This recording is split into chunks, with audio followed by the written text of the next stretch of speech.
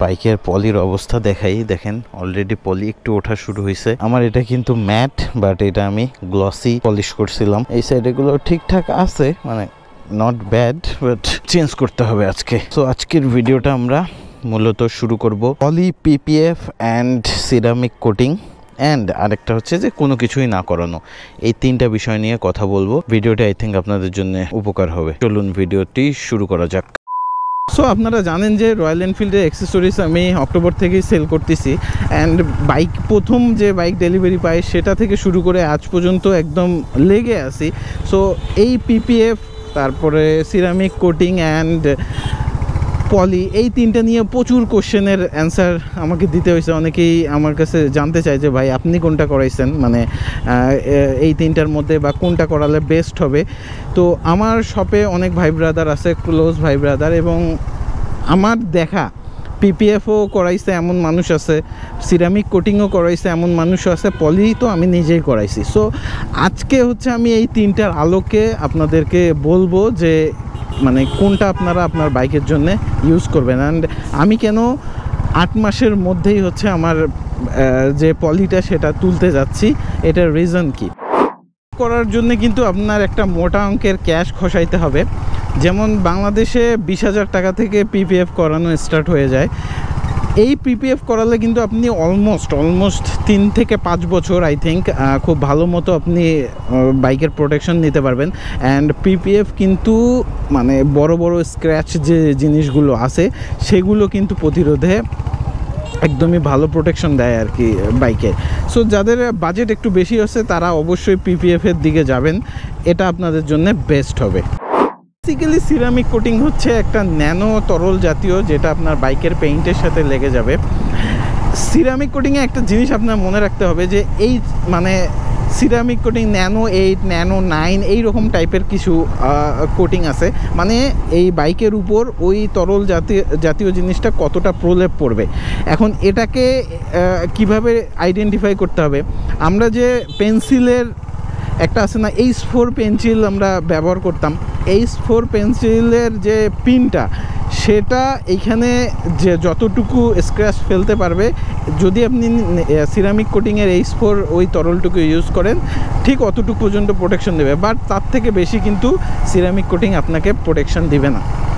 এখন যারা ceramic coating করেন তারা কিন্তু দেখবেন যে একটু থেকে একটু বেশি স্ক্র্যাচ কিন্তু আপনার বাইকটাকে ইয়া করে দেয়, অসৌন্দর্য করে দেয়, এবং পরবর্তীতে আপনাকে গিয়ে আবার একটু ডলাডলি করতে হয়। So ceramic coating is good যদি বড় কোনো বা একটু বেশি স্ক্র্যাচ না আসে। সিরামিক কোটিং আপনার বাইকের যে গ্লসিনেসটা সেটা অবশ্যই ভালো রাখবে। আর যেটা আছে সেটা হচ্ছে আপনার পিপিএফ, যেটা আমার মতো গরিব ব্যাচেলার অ্যান্ড টাকা কমের মধ্যে একটা প্রোটেকশন খুঁজেন তাদের জন্যে। পলিতে একটা অসুবিধা আছে, যেমন বর্তমানে গরমের সিজন চলতেছে, এই পলিটা কিন্তু আপনার আমাদের বাইকের সাথে একদম লেগে গেছে। সো বেশি রোদে যদি আপনার এই বাইকটা থাকে, ধরেন আপনার বাইকটা ম্যাক্সিমাম সময় রোদের মধ্যে থাকে বাইরে, তাহলে আপনাকে ভাই 1 বছরের বেশি এই পলিটা রাখেন না, কেননা যদি খুব বেশি করে বসে ওঠার সময় পেইন্ট উঠে যেতে পারে। সো আমি মূলত এই জন্যেই এটাকে চেঞ্জ করতেছি 7 মাসে, কেননা এই মানে 7 মাসে অনেক আমার বাইক রোদের মধ্যে ছিল। অ্যান্ড তার থেকে বড় কথা, আমার বাইকটা কিন্তু ম্যাট কালারের আপনারা জানেন, বাট আমার বর্তমানে দেখা যাচ্ছে গ্লসি, যেটা আমার পছন্দ না। এটা আমি কেন করেছিলাম, আমি মনে আছে কিনা, বাইক নিয়েই হঠাৎ করে আমি চলে যাই ট্যুরে 500 কিলোমিটারের মাথায়। সো বাইকের একটা পেইন্টের প্রোটেকশন দরকার। ওই সময় তো সিরামিক কোটিং এত কিছু ভাবার সময় ছিল না, আমি রাতারাতি চলে যাই 10 নম্বরে একটা কোনো রকম প্রলেপ মাইরা মনে করেন যে এতদিন চালাইলাম। বাট এখন দেখলাম যে না, বাংলাদেশে অনেক সুন্দর সুন্দর ম্যাট কালারের পলি আসছে। তো আমি ভাবতেছি ওয়াই নট, এখন আর কেন আমি ম্যাট গাড়িকে গ্লসি হিসেবে ইউজ করব, আমি ম্যাটই ইউজ করব। সো আই থিঙ্ক আপনারা বুঝতে পারতেছেন যে আপনার কোনটা করা উচিত, পিপিএফ নাকি পলি। ইভেন আপনি চাইলে কোনো কিছুই না করাতে পারেন, এই অবস্থায় গাড়ি রাখতে পারেন। হ্যাঁ, মানে আমাদের আবহাওয়ার সাথে আস্তে আস্তে রং একটু ফেড হবে, এটা স্বাভাবিক। All about money, all about budget. So যার যেটা পছন্দ সেটা করতে পারেন।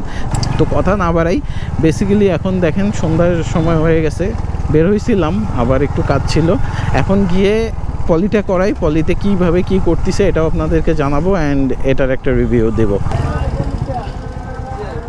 ভাই ওয়ান ভাই নাই? হ্যাঁ ওই যে কালকে কমেন্ট করলাম না। সো এরপরে আমি বাইকটি দিয়ে দেই এবং আমি শুধুমাত্র ট্যাঙ্কিতে ম্যাট পলিটা করাই, কেননা বাকি যে পোর্শনগুলো আছে সেগুলো তো এমনিতেই গ্লসি, দ্যাটস ওয়াই বাকিগুলোর প্রয়োজন হয়নি। এবং অয়ন ভাইয়ের যে টেকনিশিয়ান ভাইরা আছে খুব যত্ন সহকারে আমার পলিটা করতেছিল। সো এই পলি করতে দিয়ে আমি একটু মিরপুর 1-এ যাই, আমার বেশ কিছু কাজ ছিল। অ্যান্ড চলুন আমরা পরের দিনে এটা কেমন লাগে সেটা দেখি। সো একদিন পরে আজকে হচ্ছে বাইকটা নিয়ে আসলাম অফিসের সামনে। এখন বর্তমানে হচ্ছে আমাকে একটু রোদে রাখতে হবে 2 ঘন্টা। এটা কিন্তু পলি করার পরে 2-3 দিন পানিতে ভিজানো ঠিক না। এখন আমি 2 ঘন্টার জন্য, আজকে তীব্র রোদ, 2 ঘন্টার জন্য হচ্ছে এইখানে পলিটা হচ্ছে রেখে দিব। দেখা যাক এই যে এইখানে যে ছোট ছোট ফিনিশিং যেগুলো খারাপ সেগুলো বসে যাবে, দেখা যাক হয় কিনা। অ্যান্ড আজকে দীর্ঘ 4 দিন পরে প্রথম বাইক ভিজালাম। তো এখন আপনি হচ্ছে একটু আপনারা যদি এর ফিনিশিংটা দেখেন কেমন দেখা যাচ্ছে, ম্যাট বোঝা যাচ্ছে কি আগে কেমন ছিল আর এখন কেমন, আই থিঙ্ক আপনারা বুঝতে পারছেন। সো জুম্মার নামাজে পড়ে কেবল বাসায় যাচ্ছি ভিডিওটি করে। আশা করি আপনারা বুঝতে পারছেন যে পলি করলে আসলে কী রকম হয়, বা সিরামিক কোটিং আর পিপিএফ। কমেন্ট বক্সে জানাবেন আপনাদের কাছে বেস্ট কোনটা লাগে। দেখা হবে পরের ভিডিওতে। টিল নাও, আসসালামু আলাইকুম।